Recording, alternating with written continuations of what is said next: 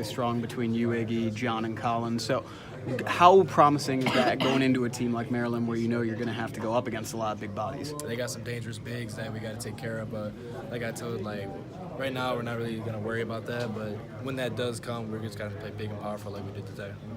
When you saw Iggy go down in the first half, what was your reaction? I was like, shoot, I was walking this way, and I seen him down there grab his knee, and all I remember is I sprinted over. I was like, please no, please no, please no.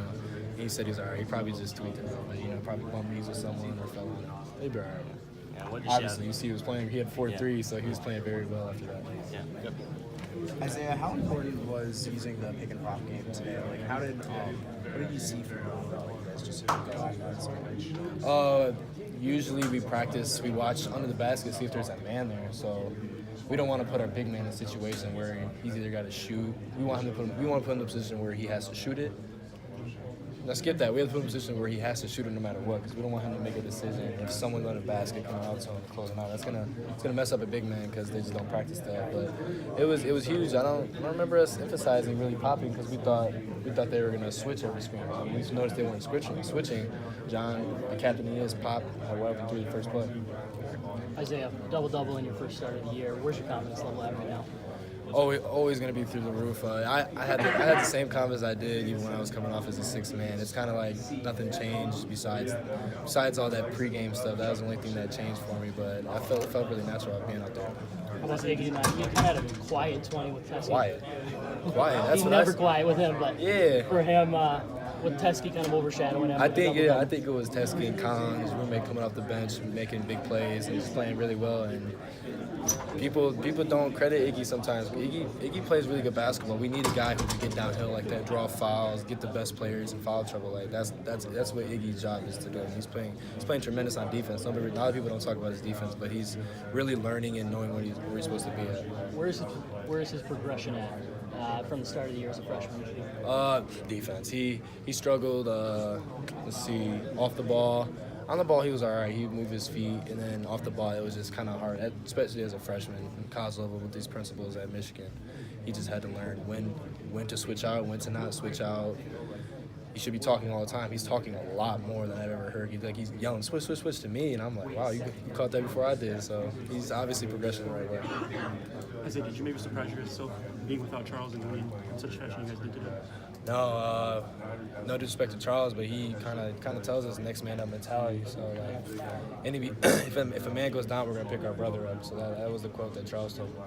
I guess you guys prove something to yourself today? I mean, being without him, you guys without him all season and winning in this fashion you guys can do. That just shows that we have a future at Michigan. A lot of people, especially like Colin. I think got Adrian. He came in, went 0 for 3 from 3. You see he kept shooting the ball. Adrian is a tremendous shooter. A lot of people are not going to know about him because he's just not ready to play yet. Next year, I'm sure everybody will hear about Adrian Nunez and just our freshmen that's just coming along, get so many opportunities, and they did very well today. I guess what's Charles' move like? I mean, does it seem like he's going to be back quick? I mean, I know. I wish I knew. We would love to have him back next game, but if not, we can keep playing the way we are. You got to adjust when a player like that goes down. Some adjustments have to be made. I think we did very well, and the coach staff prepared us well for this. What do you think of your defense on James Coleman tonight? I think I did pretty well. I forced him to some tough shots. He hit a 3 in my face at the game I was very unhappy about, but I mean, I was just trying to play his personality. He's not known as a shoot in your face type of guy, but I think he played well. We just scouted him very well. We were in the gaps. It was hard for him to drive on a team like that. Just to confirm, we got you guys before practice yesterday. So when you went into practice yesterday, by that point it was clear Charles wasn't going to play. Yes, that is when I knew. Yes. Okay. Thanks. How long has he had the boot on? Who, Charles? Yeah. Yesterday. He had it on yesterday. Walked into practice, and that was kind of when you have a boot on, everybody's like, not a boot, but Charles was just a super positive guy, and we couldn't even tell that he was hurt or not because he was always in the huddles talking. He was basically a coach out there today. I think he deserves some recognition for what he did today too. With Colin, is there a moment where you felt like, okay, this guy's ready to contribute in Big Ten, or is it more just you needed him at a necessity, throw him in there and see what happens? A little bit of both. I think we needed him to get in there because he was classified as the first big off the bench as of just going through practice and just watching him. And then when he got in there, and I seen he was making some really nice moves down low that Coach B is going to love in film. He's probably going to talk about it for 3 to 5 minutes, but still, you see guys like that, you just get so happy for them because you just know how hard they work behind the scenes. Well, why is he? They seem pretty simple moves. Is that why? I guess he's going to talk about it so much. Because kind of us basketball players, we don't like to do the simple moves sometimes. It's just that Colin, in fact, did the simple moves. Coach B's just going to love it. You know, Coach B's a fundamental guy. He's just going to love all the steps and stuff. What about David? I feel like people are forgetting about him. He yeah. played 16 minutes today, I think. off the 16. bench. He locked up. He did very well.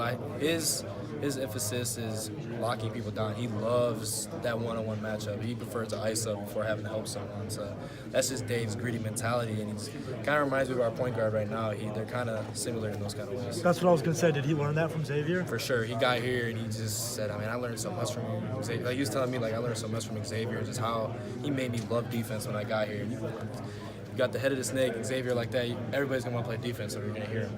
Depth's been kind of a recurring thing where everyone's like, oh, the depth's the problem with this team this year. How important is it to have Colin and David stepping up as March starts? That's an important piece. We need those